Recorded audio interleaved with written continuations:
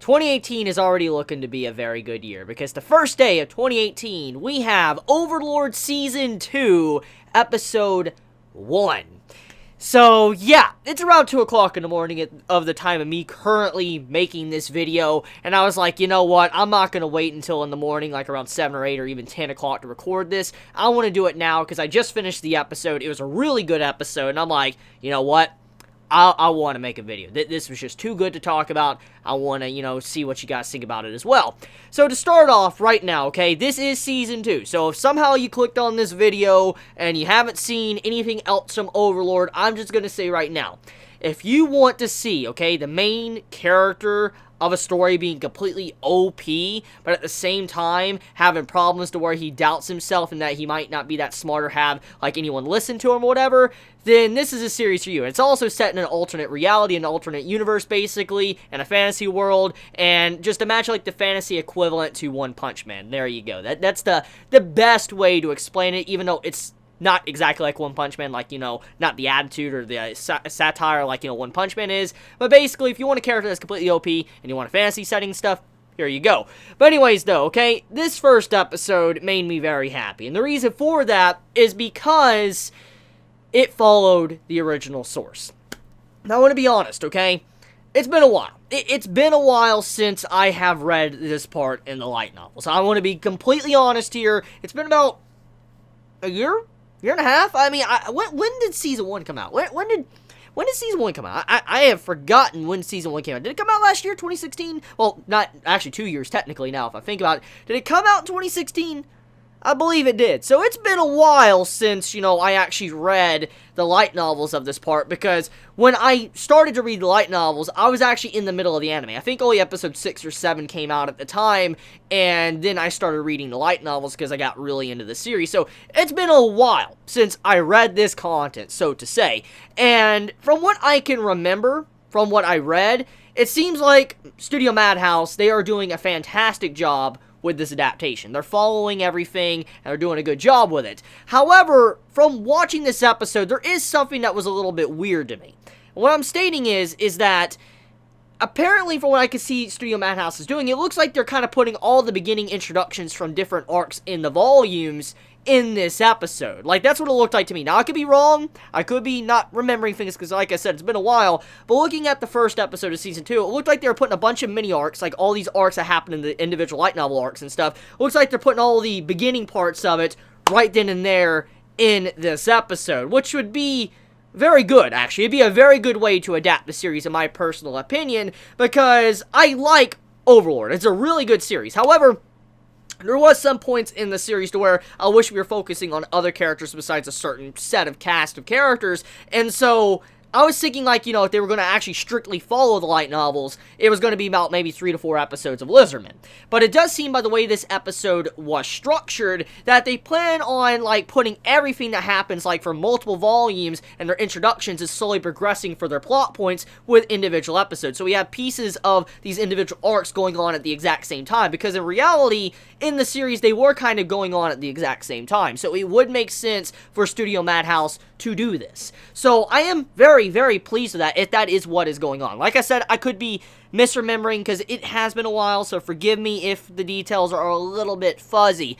But anyways, let's get into the content of the episode. So overall, art and animation, it looked good. It looked good. It actually looked a lot better than Season 1, which makes a lot of sense, because like I said when I was talking about, the trailers, the previews, and then the announcement, it's obvious that Studio Madhouse are probably going to put a lot more effort and focus into this season. And the reason for that is because Season 1, when it was made, it was obvious that it was meant to be a teaser and to get people to read the light novel, which it did a good job with, but the fact is it did too good of a job. The anime was very successful, and then because of that, Madhouse like, oh crap, we gotta make a Season 2, and I mean, this time we can't just make it like a teaser type, series. We actually legit gotta make a Season 2. So, I believe Madhouse is gonna put a lot more effort into Season 2, because Season 1, it did cut out some things, not even gonna lie there. It was good in its own way, but it did cut out some things, and like I said, it probably came down to the point they thought it was just gonna be a teaser to go read the light novel.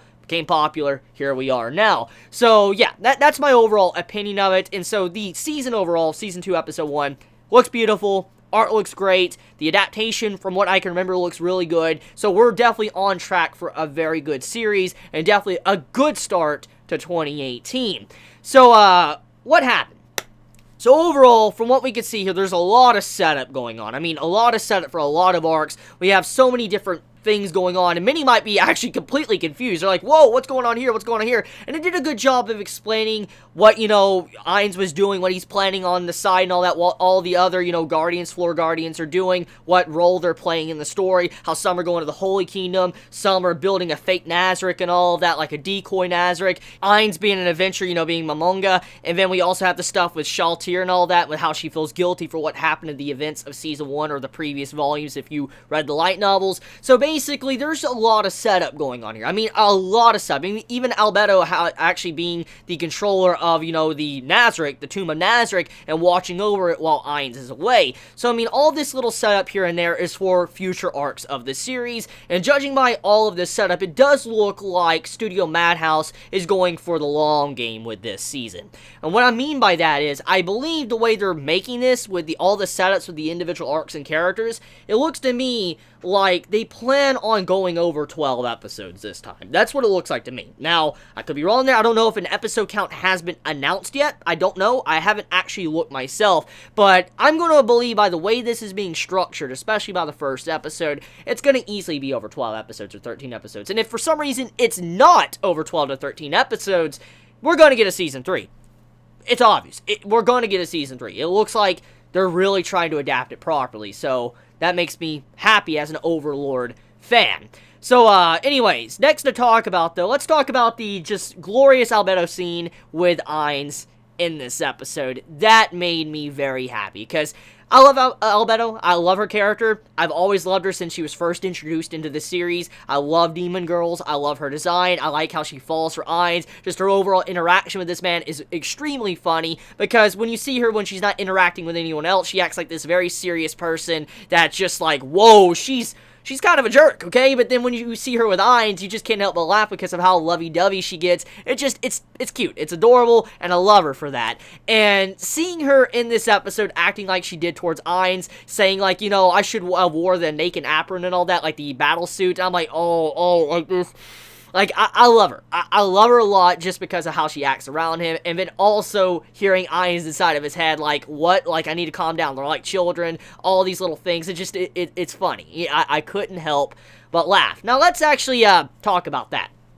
So this episode did do a good job of kind of clarifying what happened in Season 1. You had all these little details here and there, explaining what Shaltir did, explaining about the world-class items, the 20 and all that, explaining, kind of what, Ainz did in the last season. You have all these little things in this episode that were kind of like recap, which makes sense, because, like I said, it has been a while since this stuff happened. For instance, Season 1 aired, and so it does make sense for Studio Madhouse to have a little bit of recap here and there for us to kind of understand what has happened. So the structure of the episode, to the recap, to the voice acting, art and animation, it was spot on. I literally have no complaints. I legit have no complaints. It may be because of my bias for the series, because I do like Overlord quite a bit. I mean, I've read all of the light novels. I'm up to date. Read Volume 12 very recently.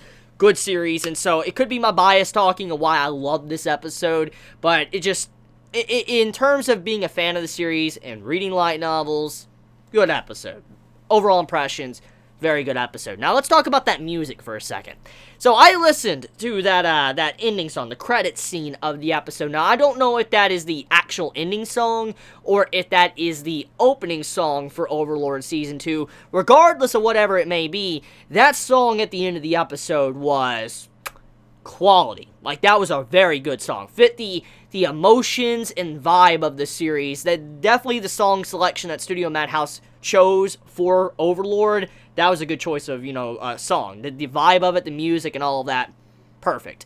So, yeah. I think that's about it. I mean, there's not really much more to talk about because I don't want to dive too deeply into spoilers. I want to wait till more content builds up before I can talk about it. I mean, we had a lot of setup going on with the dragons, the dragon lords, the Holy Kingdom, to the king and all that, and seeking help and all that, to seeing, you know, the other decoy Nazarick being made. I mean, we had the stuff going on with, you know, Ein setting up for plans of, you know, making actual duplicates of the world map. I mean, there's a lot of things going on, and I think one of the most important things that we need to focus on at this moment, though, is definitely this stuff with the Lizardmen and also Shaltir. Those are the two big critical points I think many of us should be paying attention to, because that was the most important parts, I think, of the episode. Besides the dragon, obviously, that was extremely important, because that's for the late game of the story, like, very far off into the future. That dragon stuff was important for that, but besides that, overall, I think the main stuff that we should be paying attention to for now, at the very least, is the Lizardmen and Shaltir. Now, how does everybody feel about the Lizardmen? I want to ask that quick question before I end this video. The Lizardmen, the arc of the Lizardmen and all that, it's a very interesting segment of the series, and many, I remember, complained about that arc because it was just very weird. It changed the perspective, the point of view of the story from Ainz over to them, and it made a little bit of people that were watching the series or, you know, reading it for the first time, like, this is very weird. It just, like, I wish we would go back to Ainz. And so I'm kind of curious, how do you all feel, anime onlys, how do you feel about the Lizardmen in this episode? Because I don't know exactly how it's going to be handled. I mean, if Studio Madhouse is wanting to adapt, like, different segments of all these arcs at once and slowly progress the story, then you probably won't have to deal with seeing nothing but the Lizardmen, but I still want to ask everybody's opinion. How do you feel about the perspective, point of view, changing from Ainz and focusing on Ainz to other characters? For instance, like, what's going on with the king, what's going on with, you know, the other kingdoms, and what's going on with, you know, the Lizardmen. Just tell me your thoughts. How do you feel about that? I'm just very curious because it is a big thing with Overlord and its storytelling, so please be honest in the comments below. So I want to end it there. You all have a very, very, very, very wonderful day or night wherever you live, and Happy New Year's, everybody. Even if it's already past New Year's at the time of you watching this video, or maybe it's later off in 2018 or 2019, 2020, whatever. Happy New Year's. Have a really, really good rest of the year and a great day. I love you guys. Thank you so much. If you enjoy my content, please subscribe. If you like this video, please leave a like. I love you guys. Please be safe. Stay warm. Chibi out.